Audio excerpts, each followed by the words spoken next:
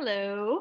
Um, I'm just going to give a short explanation of the events that led to the Iran hostage crisis.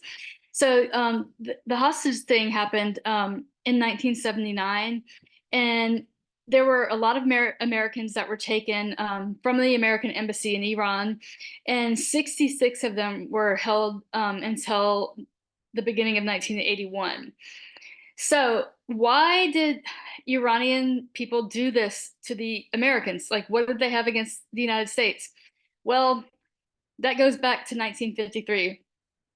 Um, in like around 1952, maybe even 51, the Prime Minister of England was worried about their company that England owned, and it was called British Petroleum. And of course, it was a gas company, and that's BP now. But British Petroleum had they controlled a lot of oil and needed that oil to stay in business, of course. But in 1953, the Iranian people elected a new leader. His last name was Mossadegh. It was a democratic election. It was a fair election, and he was a good guy, and that's who they wanted to be their president. So they were very happy to have him, but Winston Churchill in England, they were like, "Oh no, we got to get him out of power. He is all about nationalizing Iran's oil supply." And so that means when you nationalize something, it means that you only use it, like people in your country use it only. So he wanted the oil to contribute to Iranian wealth rather than British wealth. So the British were very alarmed when he came to power because they knew that they wouldn't be able to get oil anymore from Iran. Iran was going to keep all their oil within their country. Or I mean, they were going to sell it, but they were going to sell it, not a British company. So um, the British kept trying to get President Truman to help them overthrow Mossadegh, the democratically elected leader of Iran. Truman would have nothing of it, didn't want to be involved. But the next president, Eisenhower, he was willing to do something along with the British to help um, regain their access to oil. So they thought the only thing they needed to do was get Mossadegh out of power and put someone in power who would work with them and sell them oil. So they planned this coup to remove Mossadegh, and it's kind of one of the most far-fetched, really weird things that I can think of.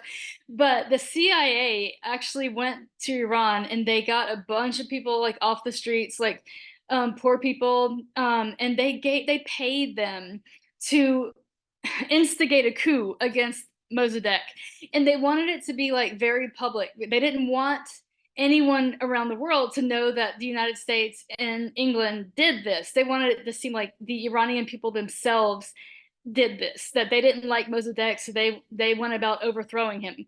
That is not true. That's what they wanted people to think. So they had to pay people to put on this like a coup. Like a lot of people were there. They had news footage, and it looked like a lot of Iranian people were involved in overthrowing Mossadegh. But those people were paid by the CIA. They were poor. I mean, they'll take anything, you know. So Mossadegh was removed from power. Before he was removed from power, actually, he went to the United Nations and gave an amazing speech about why why British Petroleum should stay out of Iran's business. And he knew that BP was trying to get him out of power, so he begged the United Nations for military support for defense for Iran and Mossadegh. That wasn't granted to him. And then after Mossadegh was removed from power, well, he was on house arrest for the rest of his life, and he was a good guy. That's just, ugh. But the U.S. and England found the new president of Iran. It was not up to the Iranian people. It was up to the U.S. and England, and they wanted someone who would work with them and who would support British Petroleum. And it didn't matter if the Iranian people liked him or not. So they put this guy in power. He's known as the Shah, and he was awful. He was the brutal dictator. Like thousands of Iranian people were tortured and killed during his reign. And the Iranian people were like, how did he get here? We didn't choose him. And they knew that the United States and England put him into power, and it caused them to, from 1953 to 1979. So I guess 26 years they had to live under this man, and he was just brutal. So of course they were mad at the U.S. and England for overthrowing a leader that they elected and putting in someone who they did not at all elect. So this Mossadegh, or sorry, the Shah stayed in power until 1979. And in that year, Iranians launched the Islamic Revolution. So they were very much against the Shah, and one reason for that was because he was very like westernized, because he was like friends with America and England, and he tended to like to do things their way. He wasn't like a devout um, Islamic person. He didn't really value religion, and the people really did. And so the Iranian people in 1979, they just got rid of him. And it's called the Islamic Revolution. They wanted to return to sort of like Iran's traditional culture instead of trying to copy like America. So with him out of power in 1979, the Iranian people then went to the American embassy in Iran. And that's when they took the hostages. It was a show of like, we're not just going to sit here and do nothing while you overthrow our government. So that's what led to Iranian people taking hostages in 1979. So yeah, it all came back to, money and oil.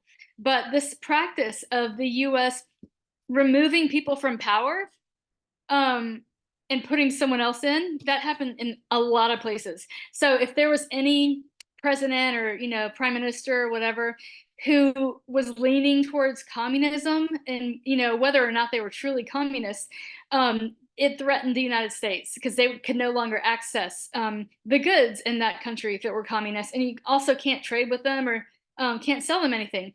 So the US, around the world, there's so many countries. If you want to list them all, watch American History Crash Course, Cold War. But it happened in many, many places. In Nicaragua was one example, or Guatemala was even worse. The people in Guatemala had this leader that they liked, and he was talking about nationalizing the banana industry. And it took place in Honduras as well. And bananas were like a real big thing for a lot of American business owners, like Dole, Sanford Dole. Actually, he wasn't around anymore, but his company was still around. So the US government kind of did this for American corporations. They would go and say, if this leader is communist or even just a little bit socialist, we are going to remove him from power through the CIA. The CIA did this. And we're going to choose a new leader for them who will work with us and trade with us, and not be communist, be very, very anti-communist. So like very right wing. This was a common practice during the Cold War. So the US took control of a lot of countries with very secretively, like the CIA would just go in and like, do something, and it wasn't, the rest of the world didn't know that the US was doing this. It was kind of hidden. But the Soviet Union did the same thing, but in a much more visible way, in a much more brutal way, kind of. They just took countries over by force. Like they ended up taking a lot of countries in Eastern Europe, and that was just pure like force, and everybody knew there was no hiding it. So both the US and Soviet Union were getting involved in other countries' politics, just in different ways. All right, thanks.